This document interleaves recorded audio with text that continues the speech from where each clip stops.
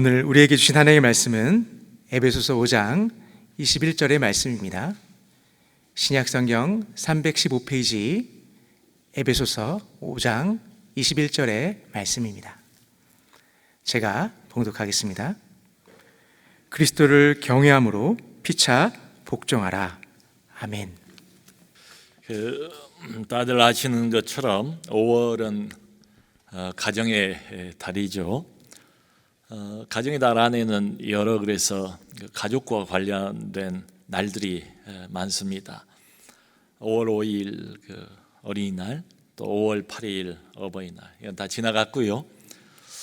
이제 하나 남은 게 있는데 5월 21일이 무슨 날인지 아세요? 부부의 날입니다. 둘이 하나가 된다 해서 5월 21일 이번 주 목요일이에요. 부부의 날입니다. 가정의 기초가 부부죠. 부부 관계가 좋아야 또 가족 전체가 화목한 것 아니겠습니까? 요즘 어떤 종편 방송에서 부부의 세계라는 드라마가 대단히 인기의 방향이 되고 있다고 해요. 시청률이 무려 24% 이상이라고 그러니까 상당한 시청률이라고 합니다.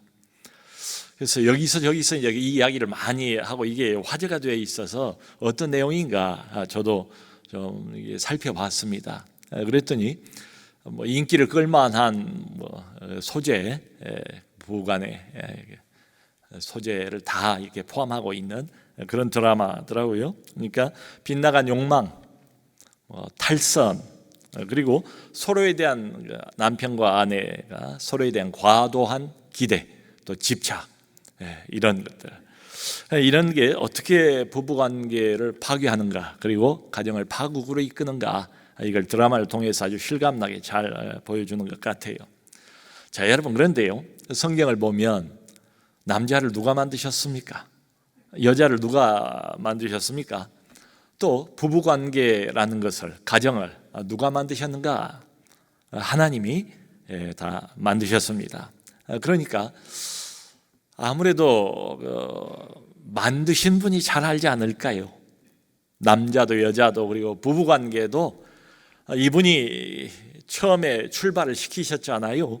이분이 뭔가 의도를 가지고 가정도 만들고 부부관계도 허락을 해주셨어요. 이분이 가장 잘 알지 않을까, 부부관계에 대해서도. 그러므로 정말로 행복한 부부관계, 만족스러운 부부관계를 원하는가, 특별히 크리스찬이라면 하나님의 말씀에 먼저 귀를 기울일 필요가 있지 않은가 싶어요. 오늘 한 절 짤막한 구절인데요. 그런데 여러분, 이 21절 그리스도를 경외함으로 피차 복종하라, 요 한 절만 달랑 따로 동떨어져 있지 않다는 것을 기억할 필요가 있습니다. 항상 성경 어떤 구절이든지 그거 혼자 이렇게 홀로 덩그러니 놓여있는 이런 성경 구절은 없어요. 항상 문맥이 있습니다. 어떤 흐름이 있습니다.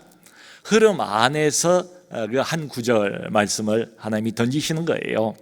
그러니까 이 21절 말씀을 우리가 제대로 이해를 하려면 문맥이 뭐냐, 흐름이 뭐냐, 이걸 반드시 봐야 돼요. 왜 그런가 하면 21절 바로 뒤가 22절 아니겠어요? 근데 당장 22절을 보면 어떤 단어가 튀어나오는가 하면 아내들아, 이렇게 나와요. 또 조금 가면 25절에 남편들아. 그러니까 33절까지는 이게 문맥인데요, 다 부부관계에 대한 이야기입니다. 5월달 되면 많이 듣는 본문일 수도 있어요. 자, 그런데 여러분, 우리가 언뜻 한 번만 요 33절까지 내용을 들여다보아도 이게 일반적인 부부관계에 대한 일반적인 교훈이 아니구나. 부부관계에 대한 온갖 이론들이 많잖아요. 세상에 나가면 일반 부부관계 상담에 관해서 할 말도 얼마나 많습니까? 부부관계를 이렇게 해라 저렇게 해라 등등 말이죠. 그거하고는 전혀 다르다는 것을 우리가 알게 돼요. 말하자면 일반적인 부부관계에 대한 이론을 가지고 풀어가는 게 아니다. 대신에 어떻게 풀어가는가? 부부관계를 남편과 아내와 남편인데 어떻게 풀어가는가 하면 그리스도와 교회와의 관계로 풀어가고 있어요. 바울이. 이게 하나님이 주시는 말씀이 그래요. 그래서 그 32절을 보면 이렇게 되어 있습니다. 이 비밀이 크도다. 나는 그리스도와 교회에 대해서 말하노라. 부부 관계에 대해서 이야기를 하고 있으면서도 바울이 뭐라고 말하는가 하면 비밀이래요. 나는 사실은 부부관계가 그냥 부부관계가 아니라는 거지요. 부부관계는 뭔가 하늘에 어떤 그 모델이 있는데, 부부관계에 대한 어떤 모델이 있는데 그 모델을 이 땅 위에 표현한 것에 불과하다, 이렇게 말하는 셈이에요. 그 모델이 뭐냐? 바로 그리스도와 교회와의 관계가 이 땅에 구체적으로 눈에 보이는 형태로 표현이 되는 것, 이게 바로 부부관계래요. 그게 하나님의 부부 인연을 맺어주신 원래 의도래요. 그러니까 이게 비밀이래요. 비밀, 이렇게 말하고 있습니다.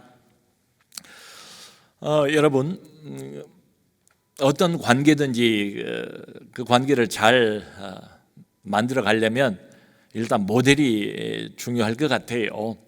왜냐하면 내가 어떤 모델을 기준으로 정하느냐에 따라서 그 모델을 따라가니까요.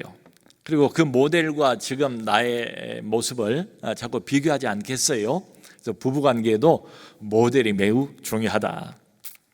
근데 크게 보면 우선 세상적인 모델이 있어요. 부부관계에 대한 세상, 예를 들면 겉으로 볼 때에 매우 잘 나가는 부부, 성공한 부부, 행복해 보이는 부부, 그리고 늘 뭔가 누리고 즐거워하는 이런 부부, 뭐 그런 부부를 모델로 삼을 수도 있겠지요.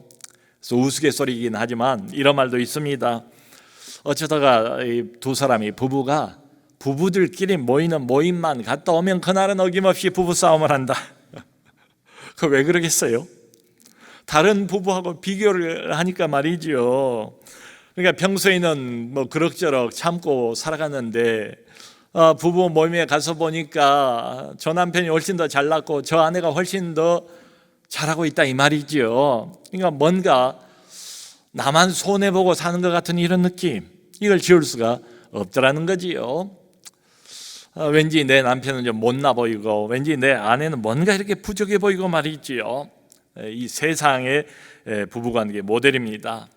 여러분, 만일에 다른 남편이 모델이 돼버리고 다른 아내가 모델이 돼버리고 그리고 이런 생각을 그치질 않는다면 이게 뭐겠습니까? 이건 지옥으로 가는 지름길이죠. 뭐 내버려 두면 얼마 못 가서 그 드라마 부부의 세계가 보여주고 있는 그 파국을 나도 경험을 하게 될 겁니다. 이 세상적인 모델, 부부관계에 대한 좋지 않은 모델이에요. 근데 많은 사람들이 뭐 생각 없이 따라가는 것 같아요. 근데 이 세계, 이 부부의 세계는 철저하게 속을 들여다보면 철저하게 자기중심적인 세계입니다. 그 세계에서는 남편도 있고 아내도 있지만 뭐가 가장 중요한가? 내 행복이 가장 중요해요. 내 느낌이 가장 중요해요. 그러니까 상대방이 내 뜻대로 되지 않을 때는 결국은 어떻게 되는가? 그 드라마에서도 그러는 것 같아요. 상대를 파괴하는 한이 있다 할지라도 나는 살아야 된다. 네, 나는 행복해야 된다. 이런 철학을 가지고 있습니다. 그러니까 부부끼리 만나서 뭐 백년해로를 하면서 애정도 주고 애정도 받고 그러지만 또 미울 때는 한없이 밉지요. 미워하다가 나중에 증오하고, 그야말로 너무도 많은 부부들이 애정의 감옥에 갇혀 있는 것 같아요. 그 감옥에서 평생을 살을 맞대고 살면서도 벗어나지를 못하고 갇혀 있는 것이 아닌가 생각이 들 정도로 말이죠. 자, 여러분, 부부 관계에 대한 세상적인 모델은 철저하게 자기중심적인 것처럼 보이는데요. 또 이 시대의 정신, 우리가 지금 2020년 21세기 한복판을 살아가잖아요. 이 시대의 일반적인 정신, 사람들이 다 그렇겠거니 하고 받아들이는 시대의 정신이 뭔가 하면 자기중심적인 부부관계, 자기중심적인 특별히 결혼관 이런 것들을 자꾸 이 시대가 부추기는 것 같아요. 요즘 젊은이들에게 이제 결혼 앞둔 젊은이들에게 무엇이 가장 중요한가 조사를 해보면 자기 성취예요. 자아 실현이에요. 이게 가장 중요해요. 성경은 처음부터 끝까지 늘 반대로 말하잖아요. 자기 부인이에요. 자기 부인, 자아 부정, 이걸 성경은 늘 강조해요. 그러니까 시대가 달라진 것 같아요. 어려서부터 자기 실현, 자기 성취 이걸 최고의 가치로 알고 살아온 거예요. 그걸 몸에 이제 익히면서 자라온 오늘날의 청년들, 또 오늘 현대인들 말이죠. 뭐 시대가 음으로 양으로 그런 메시지를 계속 주니까 말이죠. 그러니까 이런 상황에서 남을 위한 봉사, 남을 위한 헌신, 섬김 이런 건 굉장히 낯설게 들릴 수밖에 없지요. 여러분 실제로 조사를 결혼 앞둔 젊은이들에게 조사를 해보니까요, 꼭 결혼을 해야만 한다라고 답을 한 젊은이들은 불과 33%밖에 안 돼요. 거의 정확하게 3분의 1 수준입니다. 이보다 훨씬 더 많은 3분의 2는 결혼해도 좋고 안 해도 좋고, 해봐야 무덤인데, 해봐야 결국 매이는 건데, 자유를 잃어버리는 건데 등등 많이 달라진 것 같아요. 작년 그러니까 2019년도에 우리나라 출산율이 0.92밖에 안 돼요. 한 사람이 못 돼요. 그러니까 인구를 유지하기 위해서 그 나라가 나라의 어떤 그 기본 단위인 인구를 유지하기 위해서는 2.1이 필요합니다. 근데 그 반도 못 되는 0.9이에요. 이 수치가 OECD 국가는 되게 선진국들이잖아요. OECD 국가 중에서도 유일하게 일이 안 되는 나라는 우리나라예요. 바로 이유는 뭔가? 이유는 돈 때문이래요. 먹고 살기가 힘드니까, 직업 얻기도 힘드니까, 나중에 아이를 낳으면 교육비 감당하기가 너무너무 힘드니까, 그리고 또 아이를 낳고 나면 낳은 아이를 책임을 져야 하잖아요. 부부의 생활이란 다 없어져 버리고 아이 중심으로, 아이 위주로 그때부터는 허덕이면서 살아가야 되니까 그게 싫대요.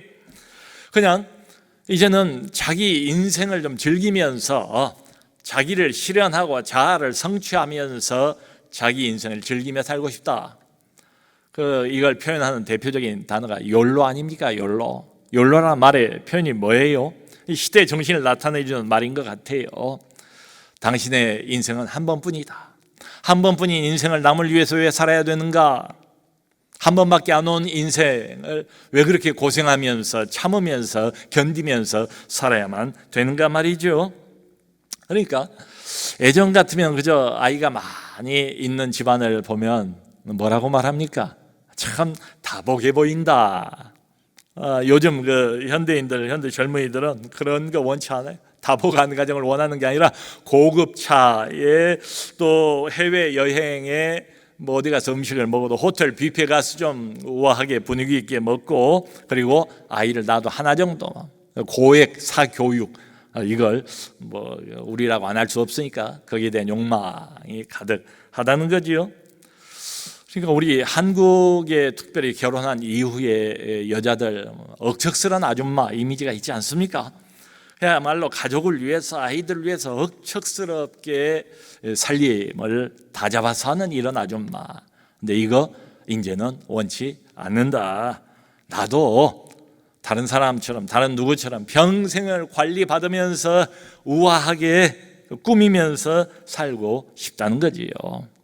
자, 그래서 그러면 도대체 현대인들이 왜 결혼을 하는가? 이게 물어보니까 이유가 이런 거래요. 나를 만족시켜줄 완벽한 파트너, 이걸 찾는데 자기 성취를 위한 결혼 상대자, 자기 성취를 위한 결혼 상대자를 구하고 있대요. 그러니까 결혼을 한다 할지라도 내 자유는 결코 건드리지 않을 이런 사람을 찾는데요. 그러면서도 언제나 이 사람이 나에게 위로를 주고 안식을 주고 기쁨을 주는 이런 사람을 찾고 있대요. 서로가 말이죠. 이 부부라는 게 좀 특별한 관계 아니겠습니까? 특별한 관계를 맺었으면서도 전혀 그 관계 때문에 상처를 주지 않을 사람, 그러면서도 서로에 대한 깊은 애정을 통해서 나의 자존감, 상대방이 아니고 나의 자존감을 높여줄 그런 사람, 그리고 이런 걸 기반으로 해서 결국은 정서적인 안정을 기반으로 해서 더 큰 사회적인 성공과 성취를 내게 가져다 줄 수 있는 이런 사람을 찾는데요. 여러분, 단도직입적으로 그런 사람은 없습니다. 이 세상에. 이건 비현실적인 환상이에요. 이 부부의 세계라는 드라마가 시청률이 높은 이유가 뭘까 생각해 보니까요, 그만큼 부부관계에 대해서 여전히 사람들이 관심이 많은 것 아닌가, 또 좋은 부부관계를 갈망하기 때문이 아니겠는가, 또 갈망을 하면서도 현실적으로는 이게 그렇게 안 되기 때문에 이 모든 것들이 다 녹아 있는 게 그 높은 시청률 수치가 보여준 것 아닌가 싶어요. 제가 잘 아는 지인 중에도 나이가 40 중반, 40 후반이 됐는데도 결혼을 안 해요. 제가 보니까 모든 걸 다 갖추고 있거든요. 집도 있어요, 차도 있어요, 직장도 있어요, 거기다 신앙도 있어요, 그리고 성품까지 제가 볼 때는 괜찮아 보여요. 또 본인이 적극적으로 결혼할 마음까지 있어요. 다 갖췄어요. 사람만 찾으면 돼요. 근데 그 사람이 안 찾아지는 거예요. 무려 10년 이상, 15년 이상을 자기가 찾아왔대요. 근데 아무리 찾아도 그런 사람을 만날 수가 없더래요. 그런 사람은 평생 안 나타날 겁니다. 또 어떤 경우는 이 사람이구나 하고 그런 사람인 줄 알고 결혼을 했다는 거예요. 근데 결혼하고 나서 보니까 전혀 다른 사람이었다는 것을 깨닫는데 그리 오랜 시간이 걸리질 않더라. 여러분, 동화책을 보면 백마탄 왕자가 어느 날 나타나서 나를 마법의 성으로 데리고 가서 평생 행복하게 해줄 그런 남자는 세상에 없습니다. 또 동화책 보면 잠자는 공주가 나와요. 잠자는 공주는 항상 보면 천하 미인이에요. 그런데 어느 날 이 잠자는 공주, 이게 여자지요. 이 잠자는 공주가 나의 키스에 눈을 반짝 뜨고 그 이후로는 평생 나만을 위해서 봉사해줄 이런 여자는 이 세상에 없다. 흔히 그 소울메이트라는 말을 하더군요. 그야말로 첫눈에 확 반해버리는, 그리고 찰떡궁합, 어쩜 이렇게 잘 맞을 수가 없는, 그 몇 주 지나면 생각이 달라질 겁니다. 소울메이트 없다. 좀 매정한 이야기일지 모르지만 성경 보면 그래요. 결혼은 현실입니다. 현실이에요. 여러분, 최초의 부부였던 아담과 하와를 생각을 해보세요. 창세기 2장에서 하나님이 아담과 하와를 함께 만나게 하셔서 부부관계를 맺었어요. 창세기 3장 바로 그 다음 장에서 둘 다 타락해버려요. 최초의 범죄가 뭡니까? 선악과 따먹지 말라고 그러는데 선악과를 기어이 따먹지 않습니까? 마귀가 뭐라고 속여요? 이 선악과를 따먹으면 너희들도 하나님처럼 될 거야.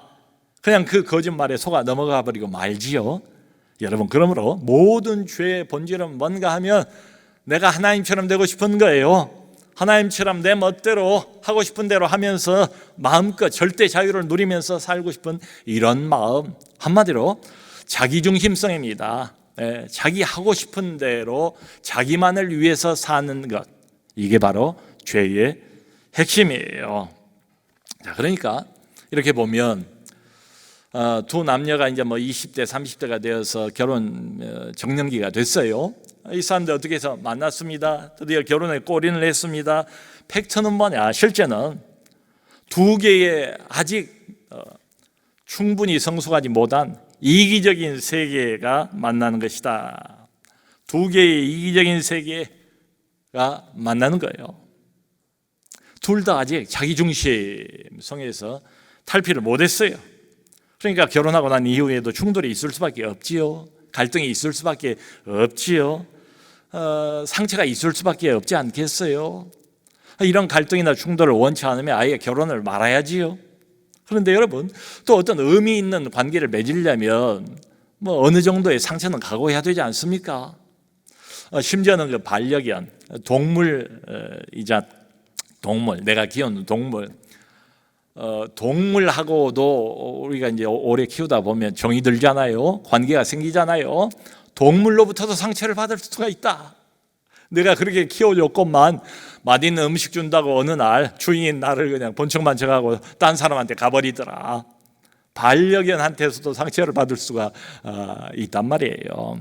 그러니까 이런 어떤 특별한 인간관계에 맺어서 괜히 골치 아프고 마음에 상처되고 이렇게 사는 이보다 좀 마음 편하게 나는 안 부딪히고 살고 싶다. 그러면 뭐 요즘 TV를 보면 자연인이 많이 나와요. 여기저기에서.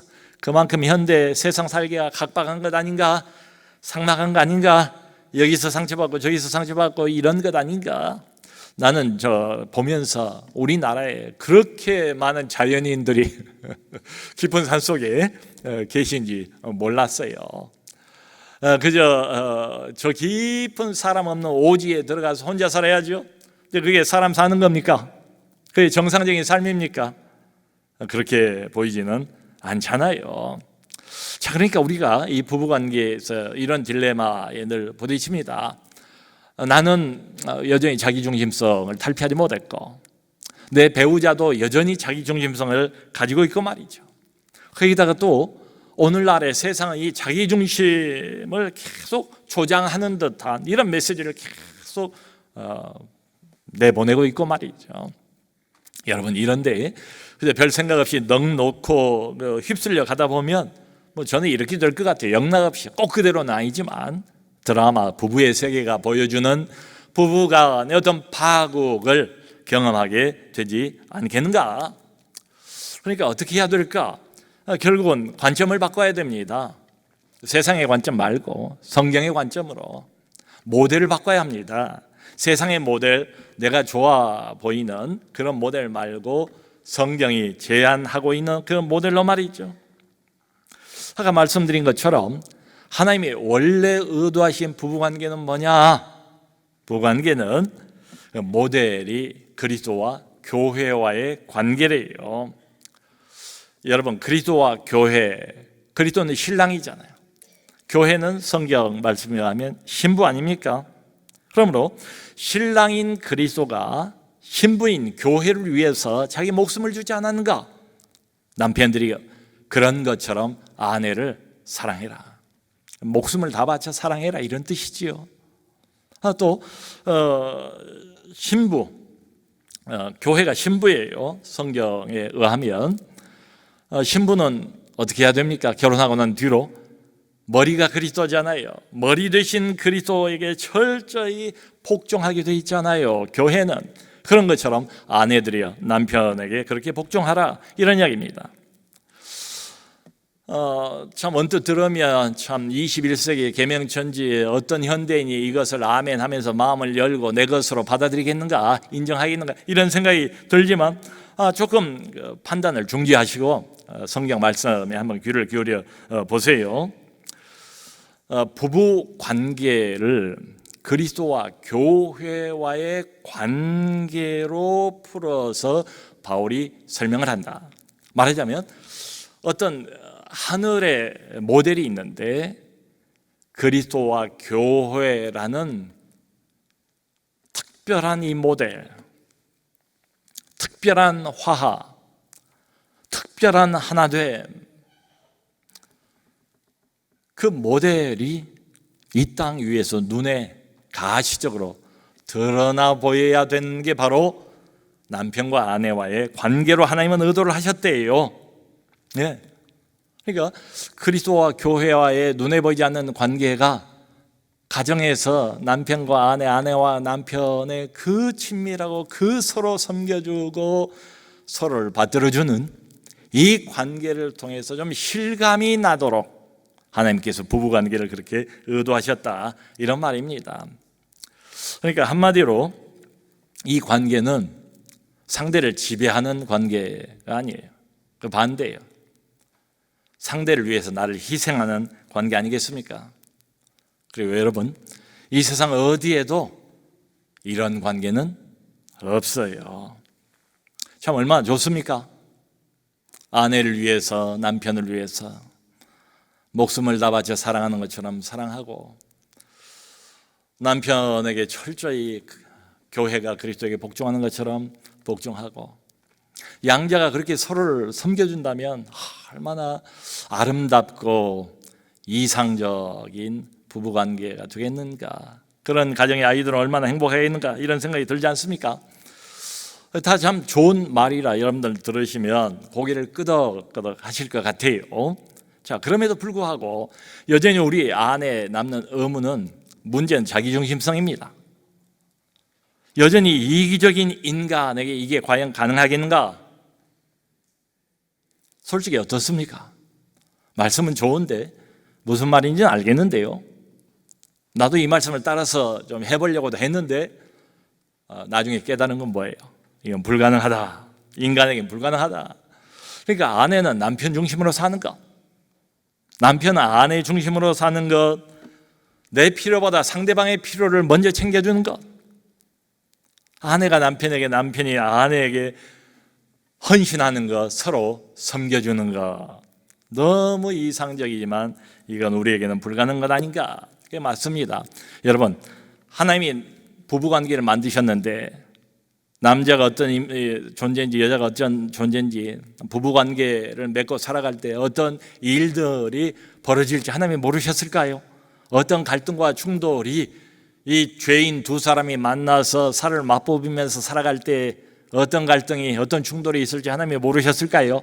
아셨지요? 자, 그러므로 아까 말씀드린 것처럼 어떤 구절도 문맥을 살펴봐야 한다, 이런 말씀을 드렸잖아요. 오늘 21절, 그리스도를 경외함으로 피차 섬겨라, 남편과 아내가 했는데, 그 위에 올라가 보시면 불과 한 서너 구절 앞에 18절이 나옵니다. 이 18절이 에베소서에서 또 유명한 구절 아니겠습니까? 술 취하지 말라, 이는 방탕한 것이니 오직 성령의 충만함을 받아라. 그러니까 본격적으로 부부관계를 말하기 전에 성경이 의도적으로 무엇을 먼저 말하고 있는가, 무엇을 먼저 강조하고 있는가? 성령 충만입니다. 술 취하지 말래요. 술의 지배를 받지 말래요. 대신 성령의 충만을 받으래요. 성령의 지배를 받으래요.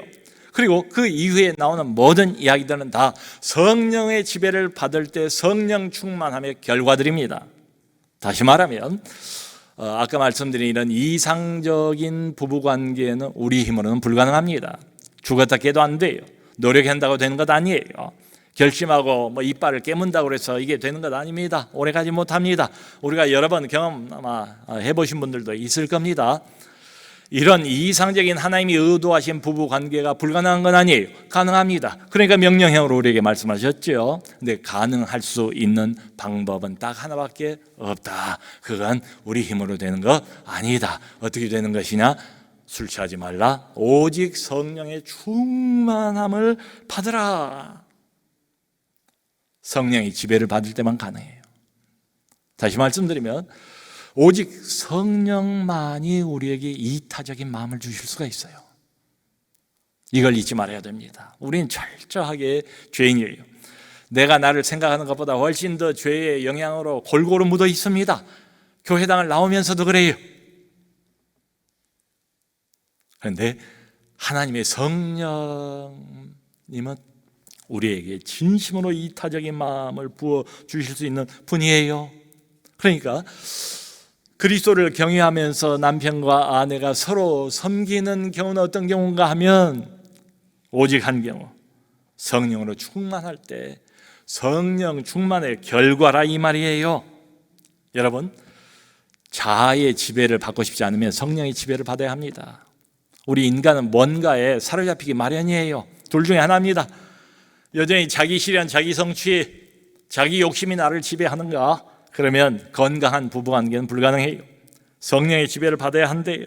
또 내가 여전히 나를 중심에 놓고 있으면 그리스도는 안 계세요. 그리스도를 경외함으로 피차 복종하라 라고 말하잖아요. 그러니까 나 중심이 되고 싶지 않으면, 그래서 정말로 바람직하고 행복한 부부관계를 원한다면 그리스도를 우리 인생의 중심에 놓아야 한다, 이 말이지요. 여러분, 이렇게 보면 우리가 이게 참 평생을 살을 맛보면서 날마다 얼굴 보고 참 나이 먹어가면서 서로 또 불쌍히 더 여기게 되잖아요. 정말 마음속으로 간절히 원해요. 저 사람과 앞으로도 많은 세월을 살아야 하는데 어떻게 하면 좀 더 좋은 부부관계를 만들어갈 수 있을까? 성경대로 한다면 좋은 부부관계에는 결론이다. 뭔가의 결론이다. 그 뭔가가 뭐냐? 먼저 하나님과 내가 좋은 관계를 맺어야 돼요. 그 자연스러운 결론. 먼저 성령으로 내가 충만해져야 돼요. 그 자연스러운 결론이 건강한 부부관계입니다. 저는 올해가 이제 2020년인데 제가 1990년도 5월 달에 결혼했습니다. 그러니까 정확하게 지금 5월이잖아요. 정확하게 딱 30년이 됐어요. 뭐 저보다 훨씬 더 많은 세월 결혼 생활 하신 분도 계시겠지만 이 30년 세월이라는 게 적은 세월은 아니잖아요. 긴 세월을 살아온 거예요. 부부로서. 참 얼마나 많은 우여곡절이 있었겠습니까? 봄날 같은 때도 있고 추운 겨울날 같은 때도 또 있었던 것 같아요. 또 따뜻한 햇살이 눈부시게 내린 것 같은 이런 날도 있었던가 하면 또 비 내린 날도 있었고 천둥번개 친 날도 왜 없었겠어요. 그래서 30년이라는 적지 않은 세월을 지나오면서 제가 그래도 목사 아닙니까? 사모하고 남편과 아내로 살아온 거 아니겠어요?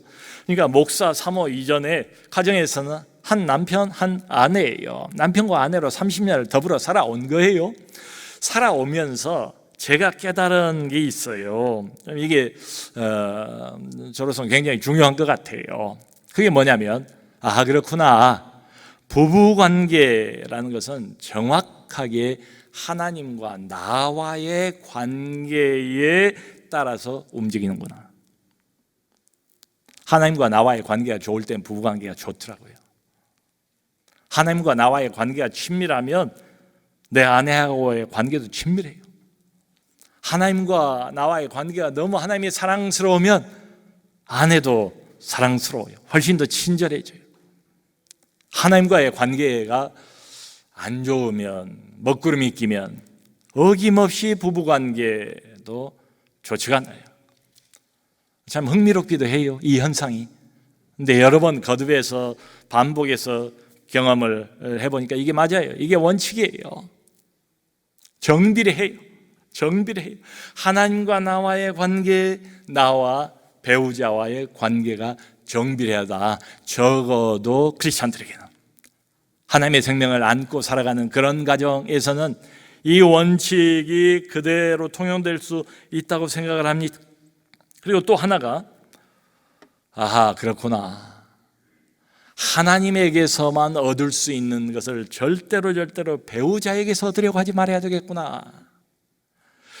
여러분, 우리가 참 잔뜩 기대를 갖고 결혼에 들어가는 것 아닙니까? 남편은 아내에게 참 많은 걸 입으로 말을 하든 안 하든 요구를 하지요.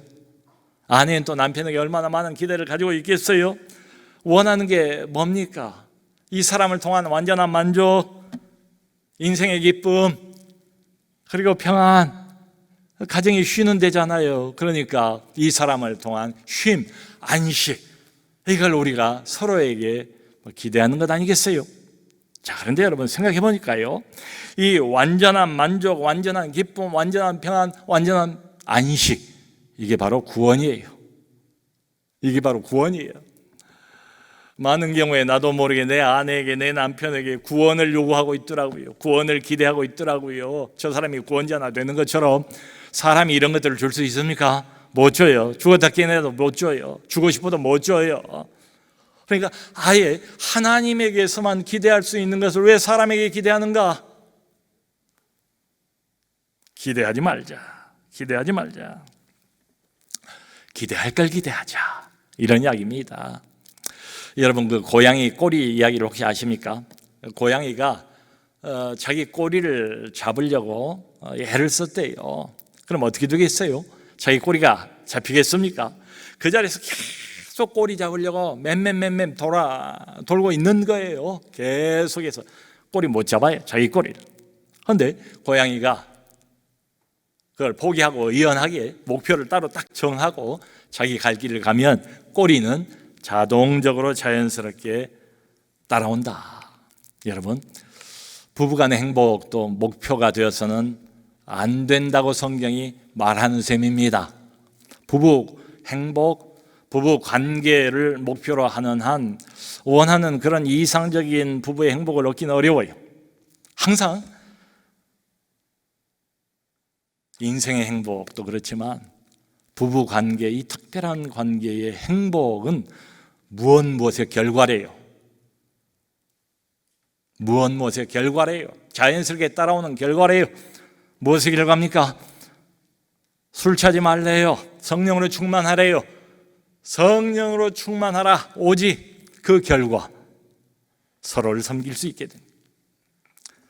나 중심이 아니라 그리스도 중심으로 생각하라. 그리스도 중심으로 살라. 그리스도 중심으로 결단하고 그렇게 행동하라. 그리스도 중심으로 살아갈 때 자연스러운 결과로 따라오는 게 건강한 부부관계래요. 행복한 부부관계래요. 자, 그러므로 사랑하는 성도 여러분, 앞으로는 5월달 가정의 달이니까요, 성경 말씀 따라서 관점을 바꾸고 모델을 바꿔서 우리가 추구할 게 뭔가? 성령 충만을 추구하세요. 성령 충만을 추구하고 그리스도 중심의 삶을 부부가 함께 추구해 가시기 바랍니다. 그래서 그 결과로 그동안 맛보지 못했던 진정한 하나님이 의도하신 그 부부관계라는 게 이런 것이었구나, 전혀 맛보지 못했던 행복한 진정한 부부관계를 맛보고 누리시는 우리 모두가 될 수 있기를 주님의 이름으로 축원합니다.